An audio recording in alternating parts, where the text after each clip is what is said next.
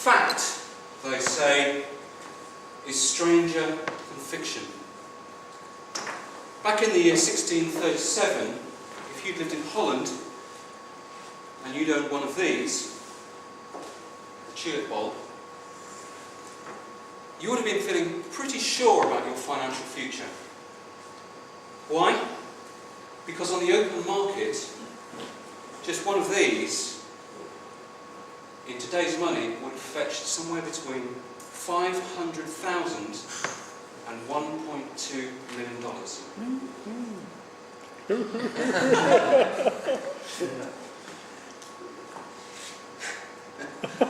Rich! Just 4 months later, if you'd been a banker and you'd lent money to someone to get rich quick in these, or you'd invested your life savings, or worse still, you'd borrowed money, then you would have been penniless, because your tulip bulb would have been worthless. What on earth were they thinking?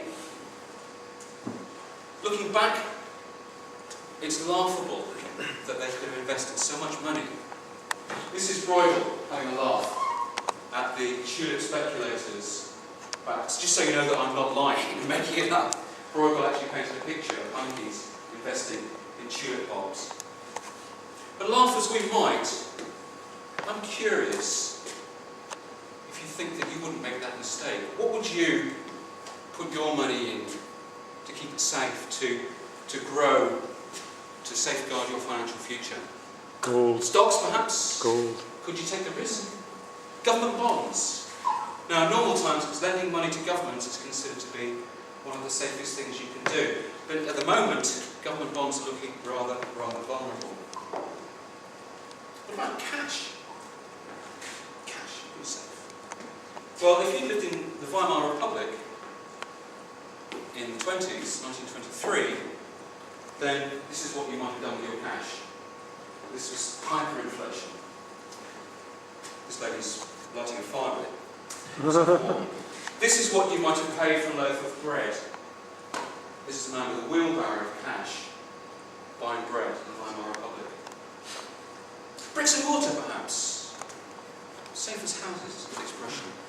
I remember a time back in the 1980s when commercial property in Japan was selling for $1 million a square metre. The Imperial Palace in Tokyo, it's said, was worth more than the entire state of California. Now, you can pick up commercial property in Tokyo for less than 1/100th of that price. Precious metals, gold, silver, platinum. I remember a time not so long ago when gold was trading at less than $300 an ounce. Now, it's over $1,700. These massive swings in value, swings between pessimism, extreme optimism, to me are no less awe-inspiring than any tsunami. And sadly, the consequences of these swings from one extreme to the other can be just as devastating. In a former life, I spent nearly 20 years of my life as a market analyst advising the big banks on market swings. And one of my specialities was looking at these violent swings, huge trends in growth and the sudden sharp shocks to the system. So I thought tonight, with all this trouble going on in Europe, I'd do a whistle-stop tour of some of the financial crises throughout the ages. Now, one thing's for sure, there is nothing new in financial booms and busts. The very earliest financial crisis on record was, funnily enough, well, let's see. Greece. 400 BC, the Temple of Delos in Greece lent money to 10 fledgling city-states and never got any of it back. We shouldn't be too hard on the Greeks because Greece was the cradle of democracy, so if it was going to go wrong, that was a good place for it to happen. The first international banking crisis that I'm aware of happened in the 1340, and when Venice had grown rich from trading fabric with China and silk and slaves, they became the money brokers for the kings of Europe. And there they are lending money to the Pope there, some Venetian money brokers. Then along came this gentleman here, Edward III, Britain's most belligerent monarch. He started the 100 Years' War, and he defaulted on a loan and sent Europe into a very dark period. That was the time when the Black Death started. Very, very gloomy period indeed. Perhaps one of the most famous financial panics, financial booms and busts, took place in 1700s. It was called the South Sea Bubble. You may have heard of that. England, 1720. Scandalous affair where Britain palmed off its national debt into a public company and granted share options to all the members of Parliament, who then went out and spread the most exaggerated rumours and encouraged a wave of speculating frenzy, and the public just went crazy and bought up all this stock. Now, one of the things about speculating frenzies is they are extremely contagious, and in addition to people speculating in the South Sea Company, they started a boom in stocks in general, and people were investing in all kinds of crazy things. Some were just ludicrous, some were were actually dishonest. For instance, there was a boom. There was an investment in a flotation of a company to buy Irish bogs. There was a flotation of a company that made a gun to fire square cannonballs. And my favourite one of the lot was, let me see if I can find the quote. It was a company that was for carrying on an undertaking of great advantage, but no one to know what it is. That one raised about £10,000, which in those days was a lot of money. Does this sound familiar? Does this sound like a dot-com boom to you? There is nothing new under the sun. So, I'll just show you what the stock price looked like of the South Sea Company.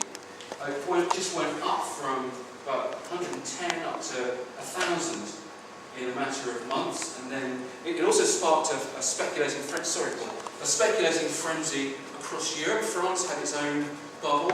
Amsterdam had one too. And when it finally burst, when the promise of easy money didn't materialise, thousands upon thousands of people from all walks of life were ruined. And this, I'm going to show you next a clip. This is just a set of clippings from the papers. The Chancellor of the Exchequer went to jail.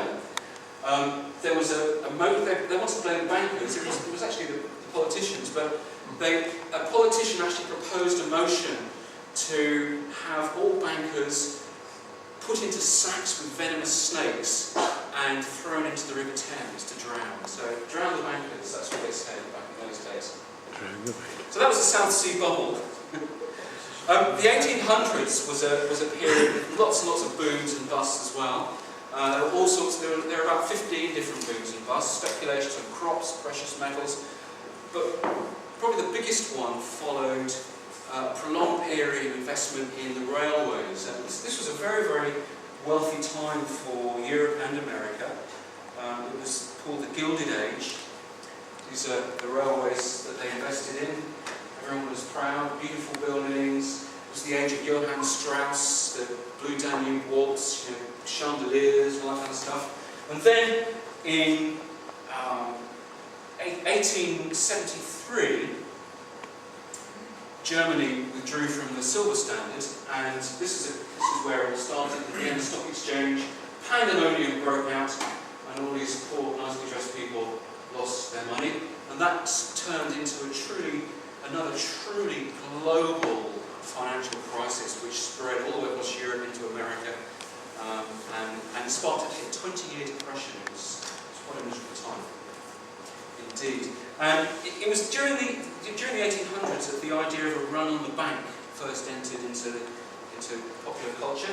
Here are a few pictures of bank runs. I don't know if you can see them; they're not that clear, but this is one in Nassau in the States. That's another one in 1890 when America abandoned the silver standard, or had problems with silver. And these are all bank runs. So people really feared banks going bust in those days, just as they do today. So that's the 1800s. Moving on, of course, most of us know about the Roaring Twenties. This was a period of great optimism after the end of the First World War. Charles Lindbergh, people invested in aviation, the movies, the age of radio, the age of the recording style, gramophone, and these silly people dancing here.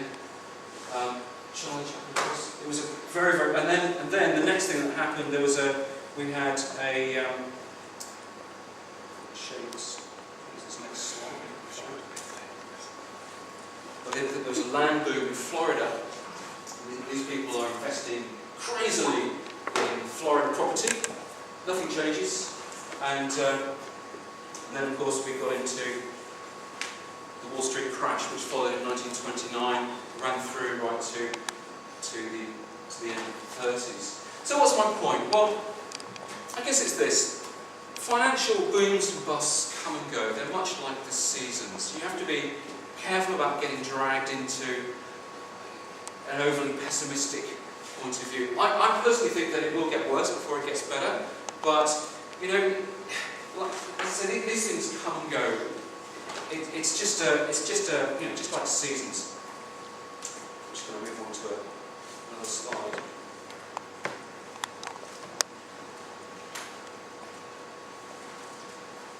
I think really just have to remember that, you know, life goes on. Birds still sing. The tulips of Amsterdam still look beautiful, just as they did. They're a lot cheaper now, by the way, if you want to buy one. And you know, we just have to count our blessings. Here in Australia, we are far more fortunate than most people in the world, and we're probably going to escape most of it. So when things do get worse, I think they probably will, just remember that good times come and bad times go.